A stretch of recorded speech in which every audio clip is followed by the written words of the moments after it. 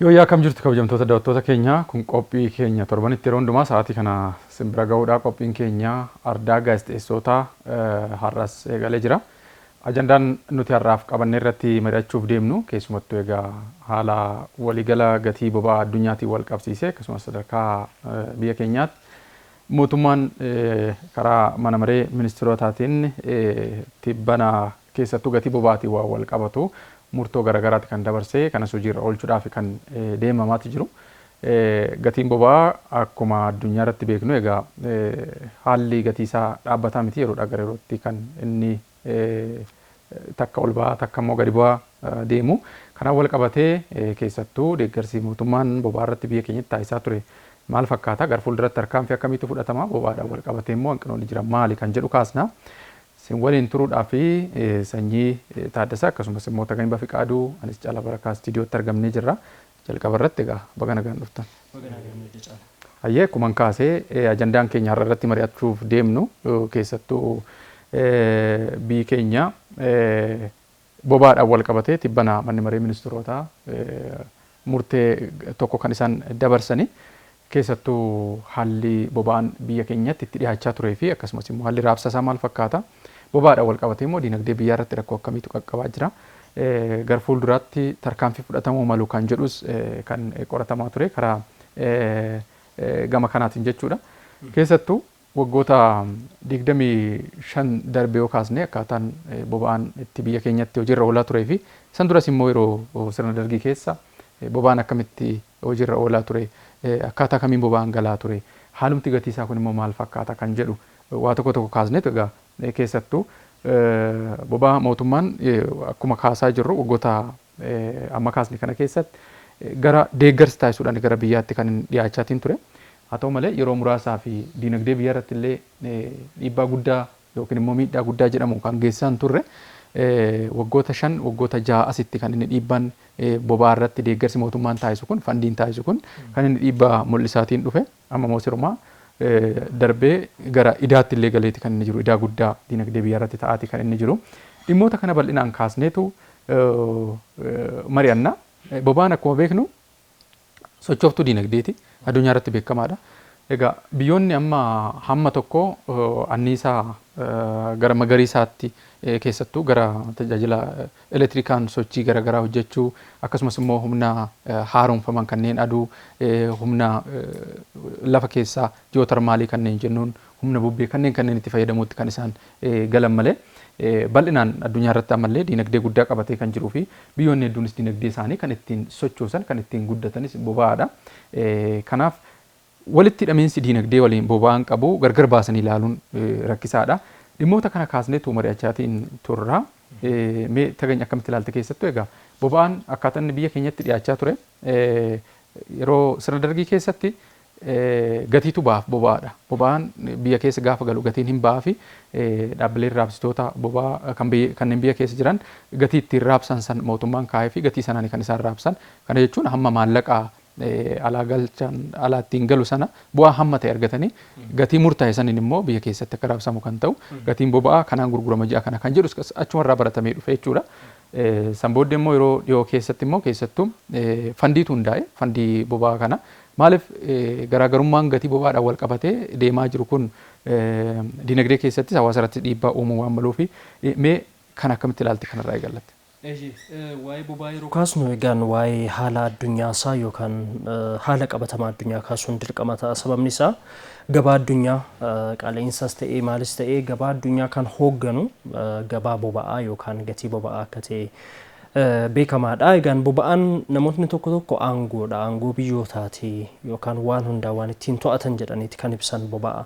Sababni isaa wanti hunduu kan geejjibamu boba'aadhaani. Haga ammaa keessumaa ta'e otomoobilii irratti yookaan konkolaattota irratti elektiriik kaariin ni dhufaa kan jedhu abjuun jira malee haga ammaa konkolaataan yoo ilaalte nyaatni kan geejjibamu shaqaxaaliin addunyaa hundumtuu kan bakka bakkatti socho'an qilleensarraan daandiidhaan akkasumas galaanarraan wanti hundumtuu kan geejjibamu wanti socho'u hundumtuu boba'aa waan ta'eef namni boba'aa kana qabate yookaan namni kuufama boba'aa qabu addunyaa hooggane yookaan addunyaa irratti aangoo qabaate kan jedhame kan ibsamuuf kanaafiyyuu yeroo gatiin boba'aa addunyaa irratti dabalu gatiin shaqaxaalee gatiin waan hunda wal faana akka dabalu walitti hidhamiinsa akka qabu kanaafidha kan kaafamu.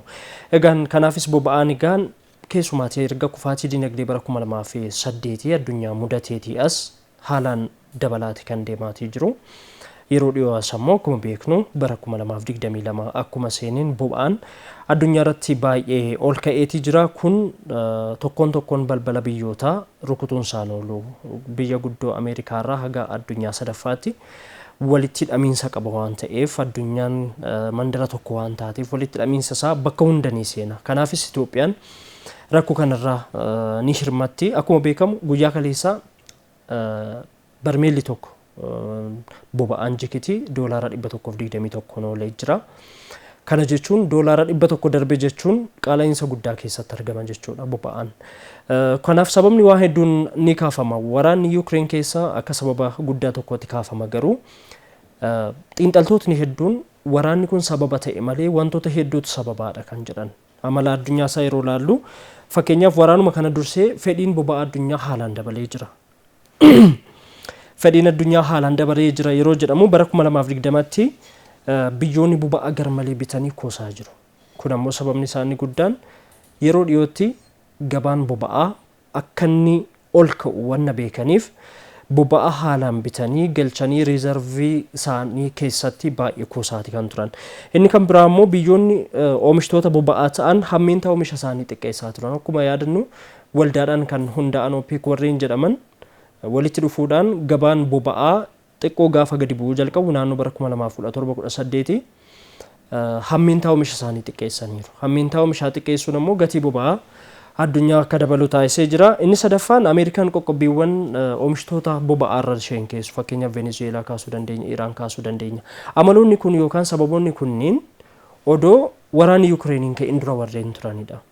Kanaafiyyuu waraanni Yuukireen ittuu caalmaadhaan akka inni qaala'u taasise malee san dura garuu siyaasni naannoo boba'aa siyaasa hamaadha addunyaa irratti. Biyyootni hedduun qoqqobbiidhaanis haa ta'u boba'aa wajjin wal qabatee egaan ji'oopolitiksiin kan boba'aa kun yookaan oil ji'oopolitiks kan jedhamu kun addunyaa hoogganaa akka jiruu fi haga bara 2050tti illee wanti kun akka itti fufuu danda'u gatii irratti kan murteessan biyyoota gurguddoo akkasii akka ta'an kan kaafamu egaan haala addunyaa isaa muraasatti dabalu. Keessumaatti caamsaa 9 namni Hans Wagner jedhamu tokko kan aviation Ameerikaa keessa hojjetaa ture yeroo ammaa dhimmoota dinagdeen wal qabatan akkasuma immoo meeshaalee addunyaa kanarraa murteessoo ta'an irratti xiinxala mataa isaa namni lafa kaa'u tokko wanti barreessee jira caamsaa 9 ji'a dura jechuudha akka lakkoofsa warra faranjootaatti addunyaan amma sodaan isheen keessa seenuu maltu siyaasaa boba'aa yookaan immoo gaaz politiks kan jedhamu ta'uu mala kan jedhu kaasetti kan inni jiru maaliif haala siyaasa addunyaan amma itti jirtu determine godhaati kan inni jiru boba'aan waan ta'eef egaa keessumaatti Wagner akka ka'umsaatti kan inni kaasu hagam dhimmi boba'aa biyyoota garee qabachiisaa jira. Garee qabannaan isaanii sun immoo gaaga'ama akkamii fidaa jira kan jedhu kan inni bal'inaan barreessu jechuudha. Keessumaatti fakkeenyaaf biyyoonni boba'aa walirraa bituudhaan seenaa dheeraa qaban kan akka Raashiyaa fi Jarmaniin jiran bara 1955 kaasuun boba'aa walirraa bituun jira. Akkasuma immoo sararawwan boba'aa garaagaraa waliin qoddataati kan isaan turan. Yeroo dhiyoo as garuu dhimmoonni dhiheessiin wal qabatan hariiroon biyyoota lamaan gidduu biyyoota garaagaraa gidduu jiran dhaqeetii gatii boba'aan gabaa addunyaa keessatti qabu akkaan miidhaa jira jechuun kan inni kaasu. Egaa sababoota hedduudha kan inni kaasu Wagner garuu gaaz politiks kan jedhu yookaan siyaasni boba'aa gara fuula duraatti addunyaa akka malee gatii kafalchiisu akka danda'u kan inni kaasu. Kanaaf biyyoota gidduutti garee qabannaa fidaati kan inni jiru. Garee qabannaan sun immoo naannee biyyoota oomishtoota boba'aa hin taane kanneen import godhan fakkeenyaaf akka biyya keenyaa dabalatee akka malee isaanii miidhaati kan inni jiru. Yaadannoo yeroo dhihoo jechuun kan inni kaasu fakkeenyaaf Deenmaark guutummaa guutuutti Raashiyaa irraati kan isheen boba'aa galfataa turte. Waraanni Raashiyaa fi Yuukireen erga eegalee garuu Deenmaark guutummaa guutuutti bittaa boba'aa Raashiyaa irraa taasistu addaan kutteetti kan isheen jirtu. Egaa sun maal kan inni agarsiisaa jiru hagam gatiin boba'aa fi waljijjiirraan boba'aa biyyoota gidduutti taasifamu siyaasa addunyaa keenyaa kan akka inni determine godhu namni kun lafa kaa'a. Fuuldurattis haala kanaan kan itti fufu ta'ee jennaan fakkeenyaaf Veenzuweelaa irraatii biyyoonni boba'aa akka hin binne taasifaman yookaan Iraaq irraatii biyyoonni akka boba'aa hin binne taasifaman hedduun isaanii yoo ilaalte fedha yookaan ejjennoo mataa isaaniitiin miti. Ejjennoo Ameerikaa fi fedha Ameerikaa guutuuf jechaadha. Kanaaf yeroo tokko tokko biyyoonni akkaan boba'aa kana dhiheessan murteessitummaa isaan gabaa boba'aa keessatti qaban olaanaa ta'a jechuudha. Kana jechuun immoo karaa biraatiin ammayyuu carraa itti siyaasa addunyaa keenyaa keessatti dinagdee addunyaa keenyaa keessatti boba'aan murteessitummaa inni qabu inumaa dabalaa deema. Meeshaawwan warra kaan warreen akka niwukileera jedhamee sodaatamuu fi hidhannaa meeshaalee waraanaa caalaa carraatti boba'aan kun murteessitummaa olaanaa qabachuu danda'u isa olaanaa akka ta'e namni kun ni kaasa. Sababa siyaasaa yookaan sababa hariiroo biyyoonni qaban hedduun isaanii laaffataa dhufaniif biyyoonni hedduun boba'aa walirraa daldaluu dhaabaniiti kan isaan jiran. Fakkeenyaaf waliigalteen Raashiyaa fi Jarman qaban yoo adda citu yoo xiqqaatee Raashiyaan yeroo sana gara doolaara biiliyoona 400 olii ni dhabdi jedhameeti kan inni ture. Sun hundumtuu kan inni agarsiisu sektara kana keessaa galiin biyyootaa hagami.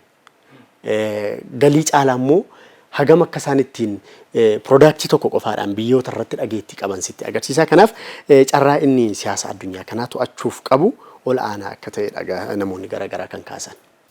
Haala waliigalaa egaa keessattuu addunyaa irratti dhiibbaan inni uumuu malu diinagdee irratti siyaasa irratti hawaasummaa irratti kan nuti kaasaa jirru taganyuwwan itti dabaltoo jiraate.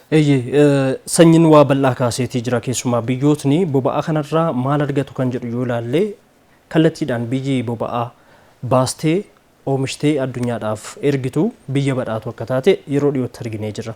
Addunyaa irratti oomishuudhaan Ameerikaa kan caalu hin jiru, fayyadamuudhaanis Ameerikaa kan caalu hin jiru. Waan nama dhibu guyyaatti kan oomishtuun dabalata walakkaa harkasaa gabaa addunyaa irraa barbaaddi. Ameerikaan gam tokko ni fayyadamti, gama biraatiin immoo riizarviin ishee kuufama hedduu qabdi, kuufamni ishees akka tuqamu hin barbaaddu.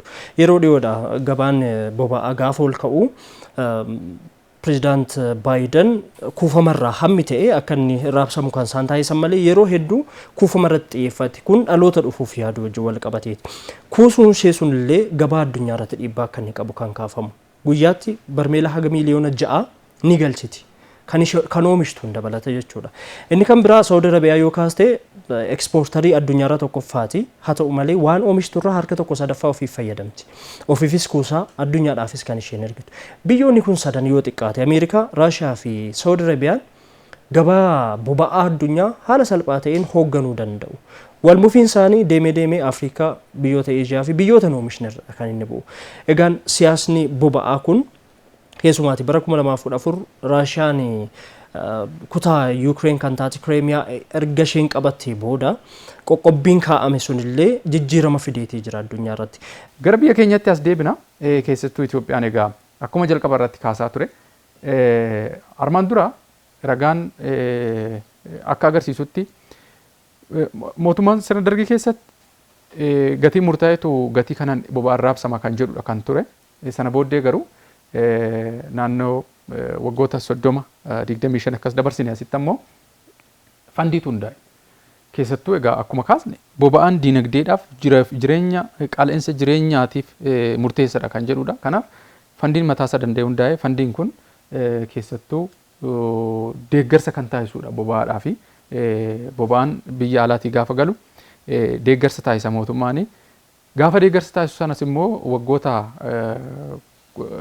dabarsine kana keessa waggoota 5 duratti diinagdee irratti ammas mara fandiin sun yookiin immoo deeggarsi mootummaan taasisuun dhiibbaa guddaa geessisaatii hin turre. Hamma tokko bu'aan achirraa argama ture. Bu'aan saantimaan achirraa argamu sun diinagdee keessatti illee galee sochii garagaraatu deeggaraa ture seektara biraatu kan jedhu kan ka'aatiin ture jechuudha. Haa ta'u malee jijjiirama siyaasa diinagdee addunyaatiin waan wal qabatu waggoota 3-4 asitti ammoo fandiin sun mataansaa maallaqni mootummaan doolaara miiliyoona hedduu kanaaf baasu deebisee diinagdee biyyaa jeequu keessatti qooda guddaadha kan inni gumaachaa jiru. Darbees idaa biyyaallee hamma malee akka ol kaasaa jirudha kan dubbatamaa jiru. Egaa akkaatumti labsii sanaan yookiin immoo baay'ee imaammata mataasaa danda'e hin qabu yookiin immoo labsii poolisii mataasaa danda'e kan qabu imaammatti deeggarsa kan bobaadha wal qabatee kaa'ame sun jechuudha. Kanaaf Mee akkam ture adeemsi isaa akkamitti dhiyaataa ture kan jedhu akaasnu biyya keenya keessatti sanyii. Egaa waa hedduu isaa boodarras tuttuquu mallaa Itoophiyaan guutummaan guutuutti warra biyyoota warra importer jedhaman yookaan immoo boba'aa kana biyyoota biyya alaarraa gashan jedhaman keessatti kan isheen ramadamtu. Hojiin oomishuu isaa yaaliin muraasni naannoo Ogaadenitti wanti eegalame tokko hin jiraan waggoota muraasa dura kaampaniin biyya Chaayinaa tokko. Kanaaf tarsiimoon Itoophiyaan boba'aa irratti hordoftu biyya keessa gala. Biyya keessa galu sun immoo sektaraalee dhuunfaadhaanidha yookaan immoo dhaabbilee dhuunfaan gara biyyaa gala. Sunneen immoo akka isaan gabaa keessa turaniif deeggarsa mootummaan taasisuu jira. Yeroo dhiyoo kan ilaallu yoo ta'e keessumaatii bara Adawaawiin biyya kana bulchaa ture keessatti. Fandiin akka labsiitu ture jira. Labsiin sun ifa miti sana keessa yoo rakkoon garaagaraa turaniiti kan isaan jiran. Even fandii sana karaa mootummaa erga ba'een boodayyuu sektara sana hagam humna guutuun deeggaraa ture inni immoo gaaffii biraadha. Kunis ta'e sana garuu mootummaan kallattiidhaan deeggaraati kan inni ture sektara kana yookaan immoo dhiyeessii boba'aa irratti hojii babal'aatu hojjetamaa turan akkaataa gara biyya keessa seenuu isaadhaan wal qabatee akkaataa kamiin sektaroonni daldala kana keessa jiran yookaan dhaabbileen daldala kana keessa jiran akkaataa kamiin humna godhatanii sirriitti socho'uu danda'u kan jedhu irratti mootummaan bal'inaan isaan deeggaraa tureeti kan inni jiru. Egaa yeroo dhihoo as kan jiru kan ilaallu yoo ta'e keessumaatii bara 2016 yookaan immoo bara 2011 as kan ilaallu yoo ta'e garuu deeggarsi yookaan tumsi karaa mootummaa taasifamu jira sektara kanaaf akka isaan jabaatanii gatiin isaas akka malee akka waliin kaaneef keessumaatii gabaasa mootummaa kan yeroo dhiyoo kan ilaallu yoo ta'e gara biliyoona 100 fi biliyoona 24 olii mootummaan akka inni tumsaa ture gabaasni kaasu tokko agarsiisaati kan inni ture sunuu hegereen isaa maal ta'a mootummaan fuulduratti addaan kutuu akka danda'u wantoonni kakkaafaman jiru. Egaa kanaaf sektara kana mootummaan kallattiidhaan deeggaruudhaan tarsiimoo jalqabaa akka ta'e lafa kaateeti kan inni jiru. Tarsiimoon sun maaliin deeggaramee akkaataa kamiin iftoomina qabaa kan jedhu sun waan karaa mootummaa ilaalamuu qabus kan ta'uu qabu yoo ta'es jechaadha.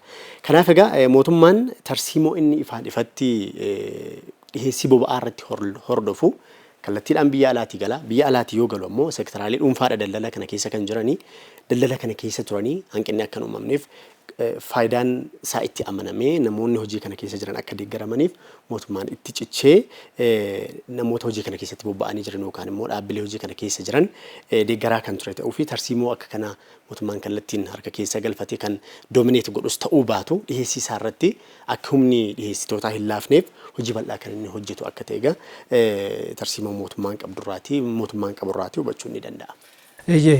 Itoophiyaan egaa akkuma sanyiin kaase guutummaa guutuutti gabaa alaarraa boba'aa kana kan galchitu. Kanaafuu wanti gabaa addunyaa irratti mudate hundumtuu Itoophiyaan hanqatu. Akka gabaasleen garaagaraa agarsiisanitti bara 2014 qofaa doolaara biliyoona 2.8 boba'aa biyya keessa galchiteetti Itoophiyaan. Amma bara bajataa kana yeroo xumurru doolaara biliyoona 3tti siqaa jechuudha yookaan biliyoona 3 ol ce'uus danda'a. Bara 2015tti haalli gabaa ammaa kanaan itti fufataanaan waraanni Yuukireenii fi Raashiyaa itti fufee immoo bara dhufutti ni ce'a taanaan haga biliyoona 5.7 sharafa amma baay'ee hanqate kanaan haga doolaara biliyoona 5.6 baasii taasisuu dandeessi. Kun hundumtuu egaan gabaa addunyaa irratti qaala'ee kanaa wajjin wal qabatee sharafa biyya keessaa ba'uudha. Bittaa qofaadha yookaan import gochuu irratti kan xiyyeeffatedha. Biyya keessaa akkuma sanyiin sila jedhe bara 2018dha boba'aa hin qulqulloofne yookaan jikita isaa yookaan crude oil kan jedhamu Itoophiyaan oomishuu jalqabdeetii turte. Sun haga milkaa'etti dhufee kan jedhu mootummaanis waan ibsee hin qabu. Haga ammas odeeffannoon ifatti jira. Yeroo sana garuu yoo xiqqaate waggaatti doolaara biliyoona 8 Itoophiyaan akka argattu kaafamee ture. Waggaatti yoo oomisha guutummaa guutuutti oomishatti yeroo galu odoo xiqqooma isheellee oomishamee gabaa biyya keessaa tasgabbeessee wal bira yeroo qabdu biliyoona 5.8 kan galchaa jirtu dhuguma biliyoona 8 odoo argatteetti ta'ee trade imbalance achi imbalance yuun jedhamu maaliif ergaan jirtu waan ta'eef imbalance yuu jechuu hin dandeenyu yoo xiqqaate tasgabbeessuu danda'a kan biyya keessaa fi akkasumas galii dabalataas argachiisuu danda'a.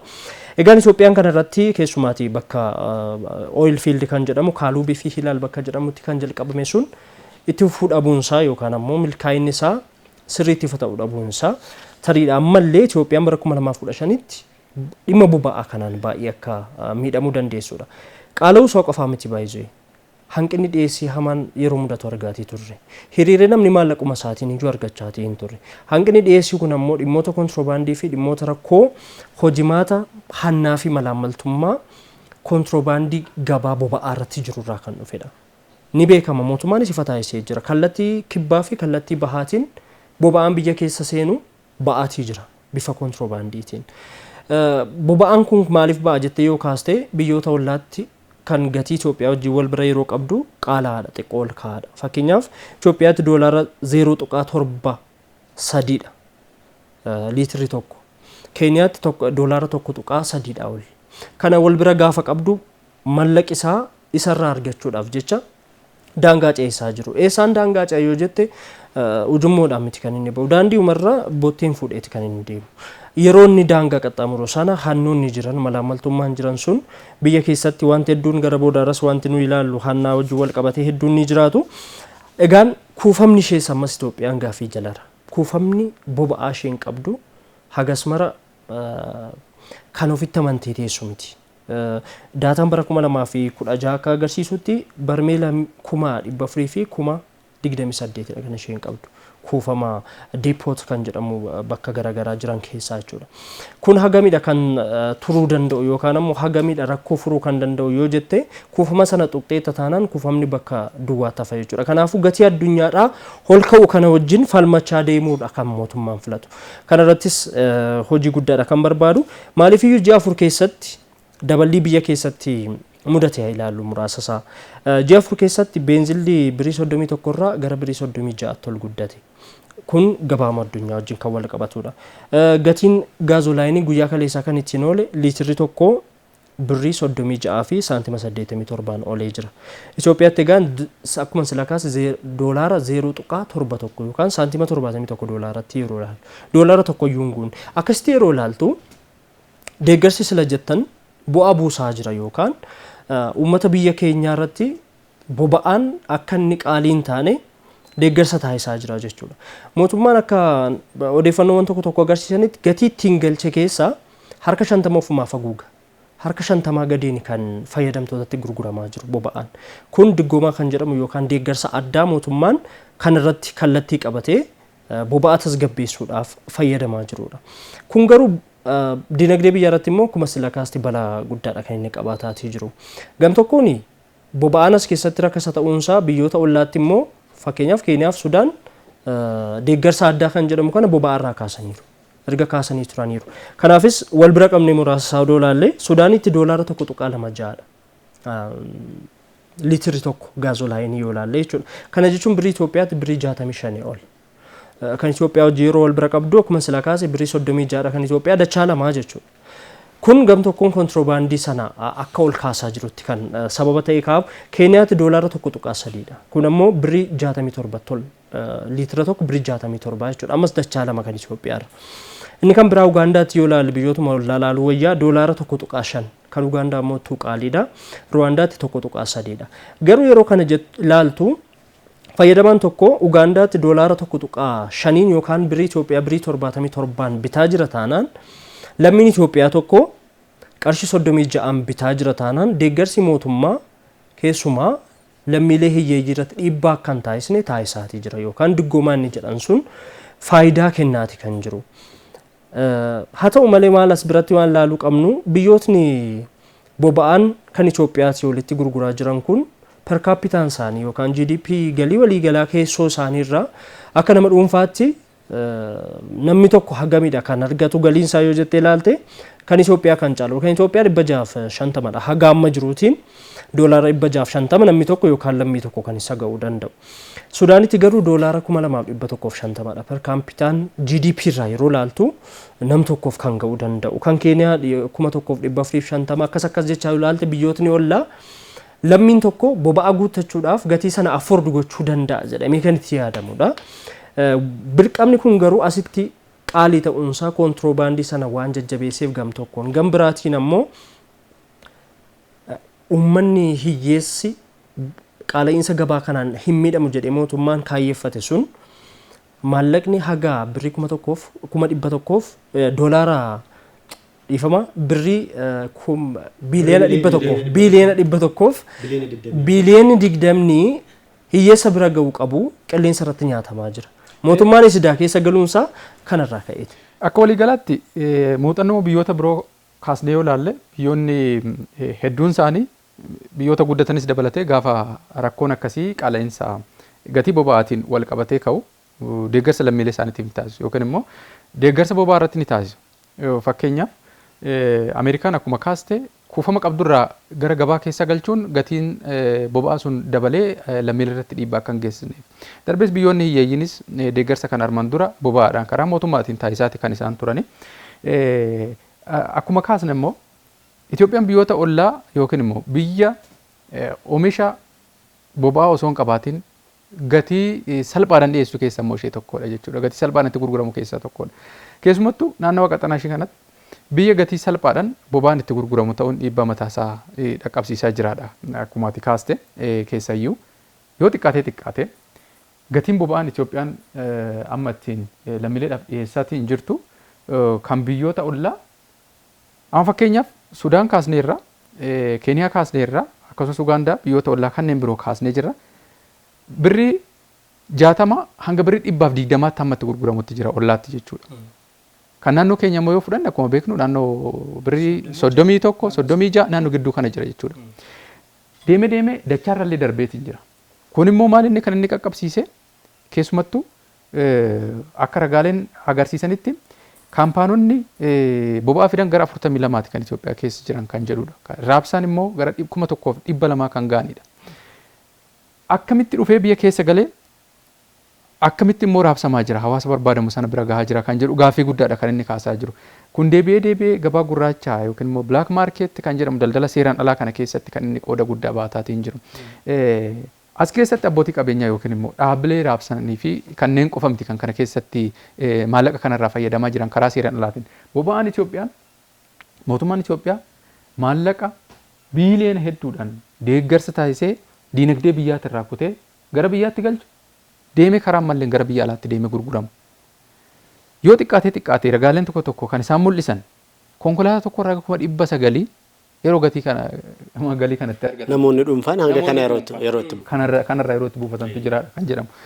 Egaa akka waliigalaatti maaliin imaammata jalqaba keessattuu deeggarsa fandiin kanaaf oolu sun labsiinsa jalqabumarraa kaasee eenyuun ilaallata eenyuun hin ilaallatu akkamitti hojiirra oola akkamitti hordofama kan jedhu imaammata mataasaa danda'e hin qabu yookiin immoo imaammata ifa ta'e hin qabu. Kuni dhabamuunsaa deemee warri konkolaataa leegjarii yookiin immoo jireenya leegjarii qaban industirii warri qabanis diinagdee gurguddaa warri qabanis qixuma hiyyeessa dhaqee boba'aa deeggarsa mootummaan diinagdee biyyaarraa taasisuun waraabbatee deema itti fayyadamu. Itti fayyadamuu qofa miti akkuma amma kaasaa jiru deemee immoo karaa seera dhalaatiin deemee gatii dabalataa argamsiisuudhaaf biyyoota ollaatti kan inni gurguramaatiin jiru.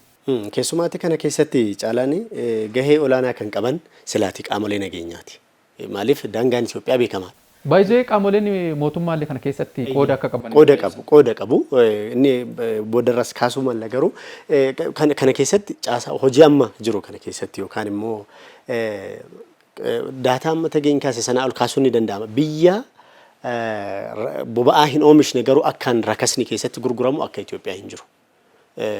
Akkuma addunyaatti yoo ilaalte biyya boba'aa hin oomishne importarii taate garuu boba'aan keessatti rakasaa akka Itoophiyaa hin jiru. Isa kana ragaan fuula duratti dhufu jiraachuu mala inni waan tokko.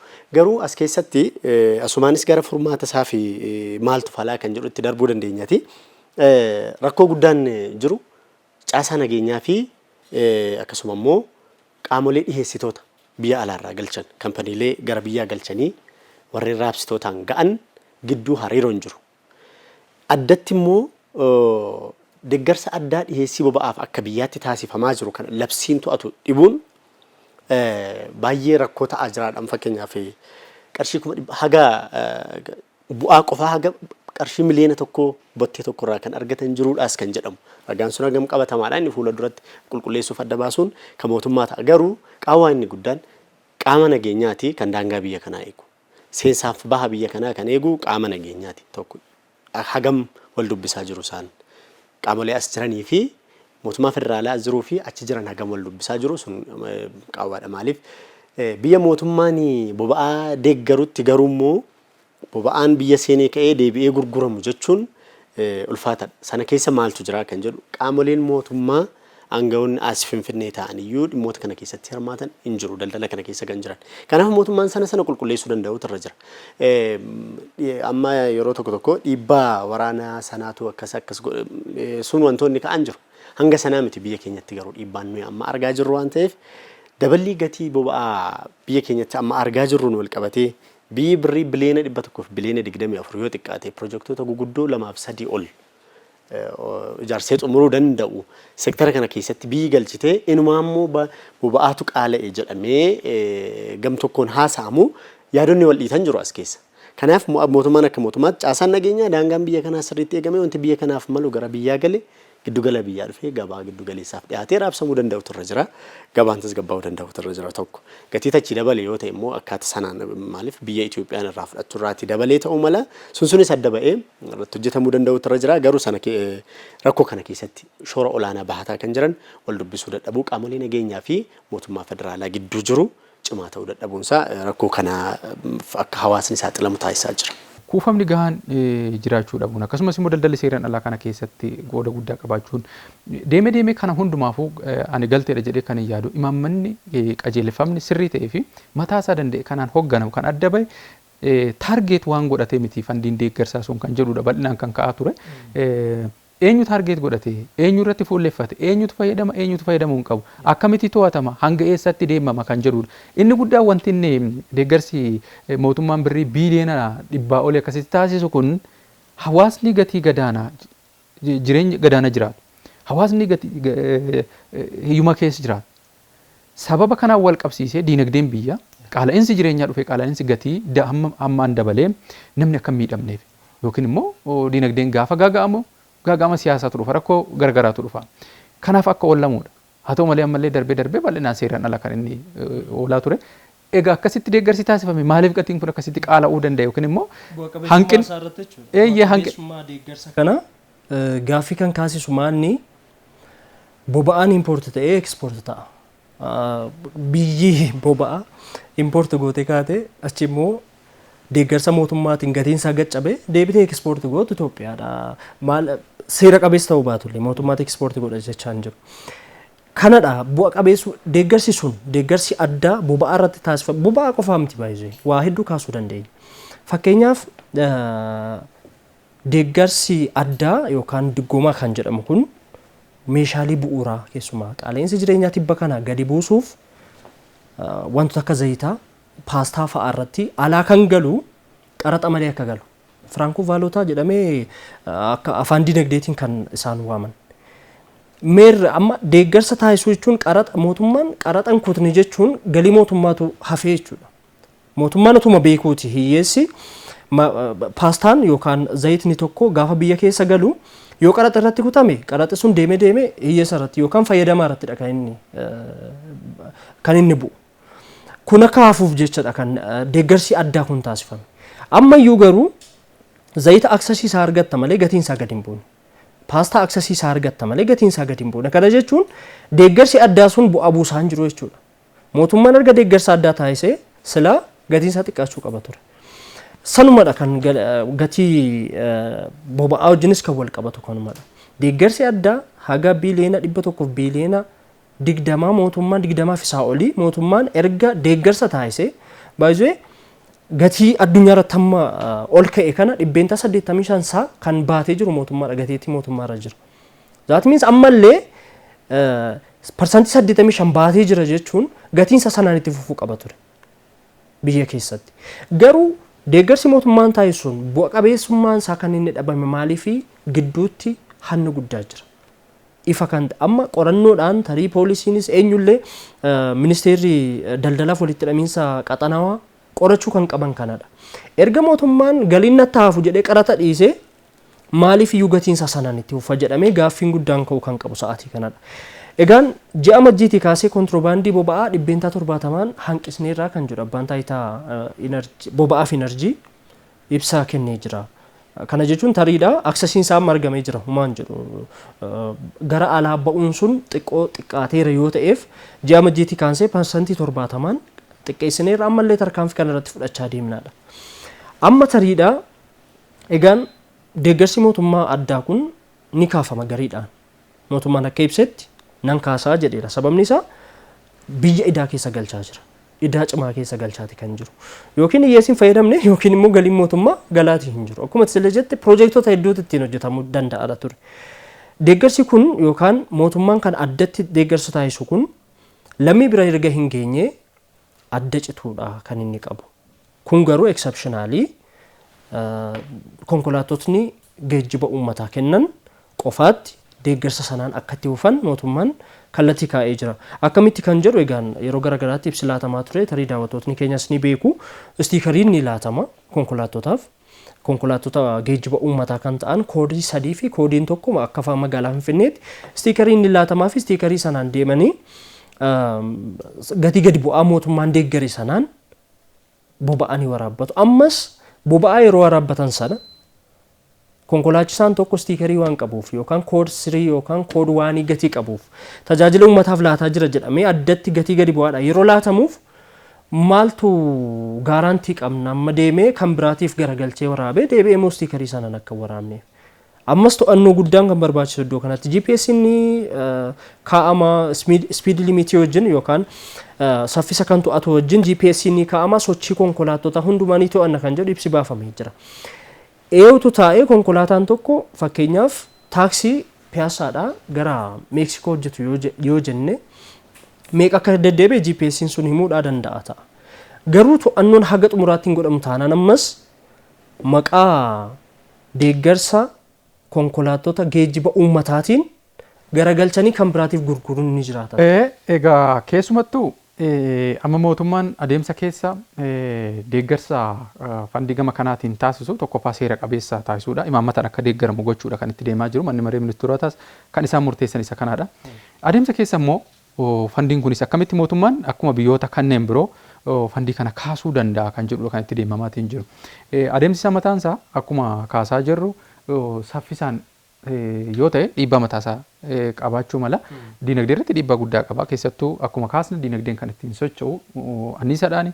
Anniisaan kun immoo boba'aadha. Boba'aan kun immoo tokkoon jiru hawaasa biyya kanaa irratti dhiibbaa qaba waan ta'eef adeemsa keessa akkaataa dhiibbaa hamaa hin geessisne yookiin immoo miidhaa hin geessisneen yookaan immoo miidhaan isaa akkaataa itti hin beekamneen suuta kaasuudhaaf kan itti deemaa jiru.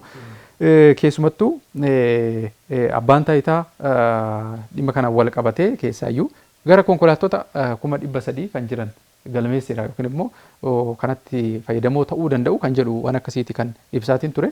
Kana keessa egaa akkumatti kaaste tokkoffaa ammallee jalqaba irratti cimuu kan qabu eenyutu fayyadamuu qaba eenyutu fayyadamuu hin qabne akkamitti hawaasa kana bira ga'uu danda'a. Hordoffiinsa as sadarkaa federaalirraa kaasee hanga sadarkaa aanaa magaalota gandaatti sirnaan cimuu qabaadha. Maaliif bajanni birrii biiliyoona guddaadhaan ba'u kun manneen barnootaa ijaarutti yoo gore, dhaabbilee fayyaa ijaarutti yoo gore, daandiif bishaan hawaasni ittiin rakkatu ijaarutti yoo gore jijjiirama guddaa fiduu danda'a. Haa ta'u malee garuu maallaqni kun hawaasni osoo hin fayyadamin akkaataa barbaadamuun diinagdee biyyaa keessa osoo hin oolin badheetti qisaasamaati kan inni jiru. Eeyyeen egaa keessumaatti mootummaarraa maaltu eegamaa waan jedhu isinis bal'aa isaa kaastaniitti kan jirtan tokkoon seektara kana akkaataatti hamma teekinooloojiidhaan to'achuun danda'amutti mootummaarraa hojiin ni eegama. Teekinooloojiidhaan akkamiin to'atama hojii isaa kan mootummaati kan inni ta'u. Yoo akkas ta'een ala walxaxaa ta'aatti kan inni deemu. Amma hammuma mootummaan seera baasaa deeme seeronni seera sana cabsan immoo namoota seera cabsaniin bahaati kan inni bulu yookaan adeemsa sana hojumaata sana lafatti hambisan immoo bahaati kan isaan deeman. Kara teekinooloojiin yoo deemamee rakkoo kana hir'isuun ni danda'ama kan jedhu. Inni kan biraan seektara kana keessatti mootummaan shoora kara kamiin ba'achuu danda'a bal'aatu jiru kanneen keessaa dhimmoota dhiyeessiin wal qabatan keessatti akkaataa kamiin to'achuun danda'ama mootummaan qooda dhiyeessitummaa isaa akkamiin bahachuu danda'a kan jedhu seektaraaleen dhuunfaa kan dhiyeessan akkuma jiranitti ta'e mootummaan akkaataa kamiin dhiyeessisaa irratti ofiisaaf keessa galee hojjechuu danda'a sunis furmaata ta'uuti malu. Inni kan biraan immoo dhimmoonni deeggarsaan wal qabatan sun labsii mataa isaanii hin qabanii akkaataa kamiin kan isaan eenyutu argachuu qaba kan jedhu wantoonni ifan taane hedduudha kan isaan jiran. Innumtu immoo mana mootummaa keessatti hanni akka babal'atu yookaan qarshiin sun akka qisaasa'uuf achitti kan inni jalqabu qisaasa'ummaansa gadi bu'ee deemeeti kan inni dhaabbilee dhiyeessitoota bira gahu hannisaa waan ta'eedhaa fi mana mootummaatti kan inni jalqabu naannoon sun qulqullaa'uu danda'utu irra jira. Ammas wanti guddaan garuu seektara kana teekinooloojiin yoo deeggaramee to'annoo jabaa ta'e fiduu ni danda'ama. Sanaan ala garuu hojimaataaf dambii qofaadhaan iddoo yaadame ga'uun hin danda'amu. Ammayyuu hawaasni bal'aan goodaa waan jiruu fi hawaasni bal'aan gooda sana waan jiruu fi rakkinni isaa amma kana bal'ataa lafa qabataa hundee gaffageeffachaa deemee jennaan immoo isa tokko oluma kaasaa isa tokko bakkuma sana tursiisaa waan deemuu fi dhiyeessii boba'aan wal qabatee garuu labsiif dambii qofaan otoo hin taane mootummaan dhimmoota dhiyeessuu danda'uun wal qabatee illee irratti hojjechuu akka inni qabu namatti agarsiisa. Furmaata yeroo dheeraa kan ta'u immoo egaan impoortii qofaa gochuu odoo hin ta'in oomishuu irrattis mootummaan egaan hojjechaa akka jiru yeroo garaagaraatti ni dhaga'ama. Keessumaatii naannoo riizarviinsaa kiubik meetirii tiriliyoona 8 Itoophiyaan baasteetu fayyadamte qabeenya hagana ga'udha kan isheen qabdu. Kiubik meetirii tiriliyoona 8 jechuun egaan hagam akka Itoophiyaa badhaasuu danda'u beekamaadha. Kun egaan yoo nagaan jiraate yoo teekinooloojiinsaa yoo kaampaaniiwwan sirriidhumatti kanarratti hojjetan yoo gara biyya keessaa seenanii to'ataman ta'uudhaan ni danda'a. Keessumaa naannoo Somaalee keessatti qabeenyi guddaan akka jiru ni kaafama yeroo garaagaraatti. Kanaafiyyuu akka Itoophiyaatti egaan tireediin baalaansii yeroo hedduu kan Itoophiyaa miidhu. Lammiis haa ta'u mootummaas kan miidhu.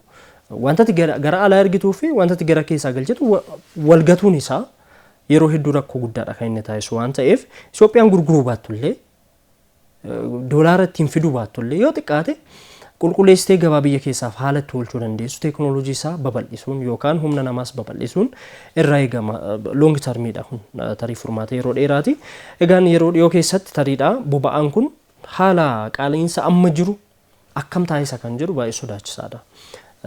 Kanaafiyyuu to'annoon gama hundaa baay'ee barbaachisaadha. Hayyee akka waliigalaatti keessumattuu egaa isinis wanti kaastan akkuma jirutti ta'e maallaqni Itoophiyaan amma edaan keessattuu fandii kanaaf oolu gara biiliyoona 100 gara 30tti siqu kun karaa seeraan alaatiin akka hin qisaasofne gara fuulduraallee xiyyeeffannoon taasifamuu qaba. Maaliif waan darbe kanarraa waa hedduun baratamuu qaba kan jedhuun kaasuu barbaada.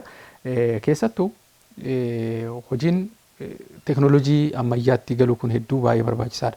Biyyoonni hedduunis garasitti kan isaan imalaatii jiran. Keessumattuu haala qilleensa addunyaatiinis waan wal qabatu jijjiirama guddaa addunyaa irratti fiduu danda'a. Akkuma sanyiin kaase geejjiboota garagaraatti fayyadamu carraa jirutti fayyadamu gara teekinooloojii kanaatti galuunis hedduu barbaachisaadha. Dinagdeen biyya akkuma murteessu akkuma jirutti ta'ee garuu fakkeenyaaf maas tiraanspoortiitti fayyadamuun biyyoota biroo keessatti bal'inaan mul'ata. Chaayinaa fa'aa yoo fudhatte fakkeenyaaf maas tiraanspoortii fayyadamuun bal'inaan kan inni beekamu. Kanaaf garasitti deemu qusannaa mataansa maallaqni kun dinagdee kootii dinagdee tokkoon lammiitee lammiinis yaaduu qaba. Sababa kanaatiin qabeenyi qisaasa'u kun ooluu qaba misooma biyyaatiif ooluu qaba waan ta'eef kanaaf ikonomikaalitti fayyadamuu qabna. Boba'aa deeggarsaan akkasitti sharafa alaatiin galu kana kan jedhu gama biraatiin to'annaan mataansaa akkuma irra deddeebinee kaasnee cimuu qaba. Keessattuu teekinooloojii tajaajila elektirikaa akkasumas immoo humna aduu kanneenitti illee fakkeenyaaf kaampaanoonni garagaraa oomisha garasitti kan galan jiru. Elektiriik kaar wantoonni jedhaman jiru. Akkasumas immoo geejjibni magaalaa keessaa baay'een isaanii sochii kan isaan taasisan baasiiwwan tajaajila uummata geejjiban kan sarara elektirikaatiin socho'an baay'eetu jiru biyyoota biroo keessatti. Muuxannoo sana gara biyya keenyatti as babal'isu. Darbee immoo akkuma jalqaba meegaa piroojeektii gama kanaatiin hojjetamaa jiran kanneen akka humna ibsaa maddisiisan filannoowwan garagaraatti bal'inaan fayyadamuun rakkoo gama kanaatiin sitti dhufu kallattii biraatiin ofirraa qolachuun hedduu barbaachisaa akka ta'ee fi akkasumas immoo egaa waanuma jiru sana immoo kuufachuudhaan qabachuun illee kuufama hamma si barbaachisu qabaachuun rakkinoonni caalmatti yoo kan dhufan taate ittiin qolachuun akka danda'amu kanneen irratti bal'inaan hojjetamuu akka qabu kan kaasnu. Egaa waliigalatti qophiin addaa gaazexeessitootaa keenya kanarraa dhimma mootummaan keessattuu yeroo gabaabaa keessatti boba'aa deeggarsa taasisuu kaasuu fi akkasumas immoo warreen irratti xiyyeeffataniif qofa taasisuudhaaf murteeffamee fi qaala'insa gabaa biyya keenyaatiin wal qabatee immoo maal fakkaata kan jedhu irratti kan nuti mari'achaatiin ture kabajamtoota daawwattoota keenya. Egaa mariin keenya har'aaf qabanne kanuma fakkaata. Torbee immoo qophii biraatiin walitti deebina. Si waliin kan turre Sanyii Taaddasaa, Tagayin Bafiqaaduu fi anis Caalaa Barakaa ogeeyyii istiidiyoo fi kaameraa hunda waliin ta'uudhaan waliin turuu keessaniif hedduu galatoomaa fayyaa ta'a.